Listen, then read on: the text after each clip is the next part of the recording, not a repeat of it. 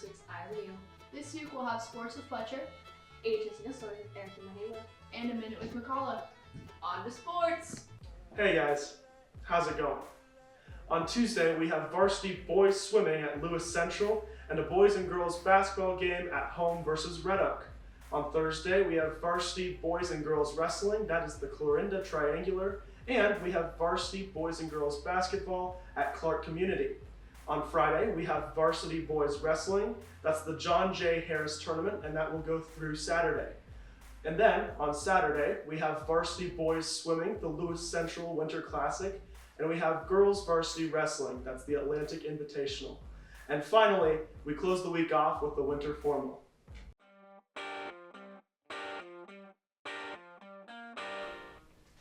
A little while ago, on January 10th and January 11th, we held 2 wrestling tournaments here in Atlantic. On January 10th, it was the Roland Dyer tournament, where Keaton Schroeder was the 120 champ. He beat the #1 wrestler in Nebraska from Grand Island. I decided to go boots to the ground with some realistic journalism. And what's your favorite color? Scatter. Let's talk to Keaton Schroeder. What was your mindset going into the tournament? Really, just don't be complacent. Push yourself. I finished in the top 2 this year, so really, just getting to that point this year really helped me, know that I can do more. All right, and with that great win, what was the mindset coming out? I didn't even know who he was. That's kind of what you got to do. You can't get in your head, you can't get in your mind, because that's really what beats you at the end of the day. So just going out there and having fun wrestling, no expectations, that really is what pushed me. All right, and what's your goal going to be for the rest of the season? For the rest of the season, I plan to, just keep wrestling like I am. Again, don't get complacent, keep pushing myself one step at a time. You just got to keep going. Everything got to keep moving forward. If you stay where you are, you're going to fall behind,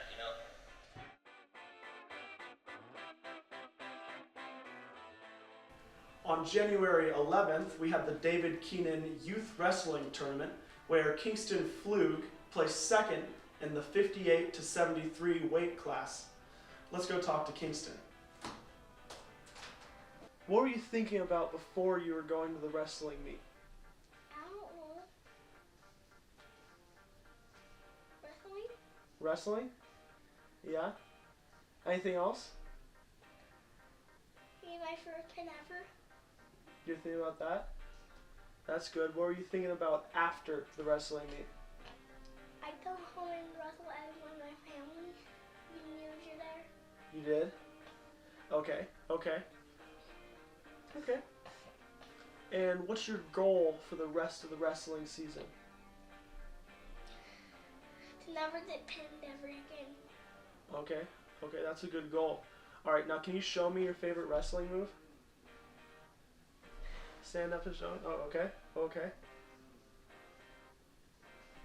Oh gosh.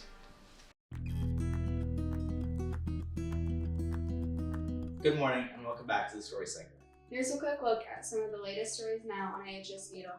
One of our newest stories, School Shooting Safety by Gabrielle Engler, addresses the growing concern of school violence in the United States and reminds students why awareness and preparedness are so important. The story also encourages students to speak up about threats, stay informed on safety procedures, and take an active role in keeping schools secure.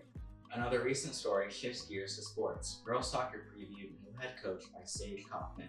This story introduces Atlantic's new girls soccer head coach and highlights the team's excitement heading into the upcoming season. Players are eager to get back on the field, adjust to new leadership, and see how the team grows both on and off the field this year. These stories, along with many others, can be found now on AHS Needle. Be sure to check them out to stay informed and involved. Be sure to check out our new app that keeps you updated on all brand new AHS Needle stories.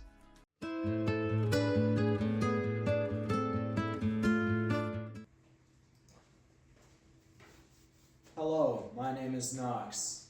I'm back. Have you noticed the Officer Ben Sandy fan page on Instagram at Ben Sandy fan page?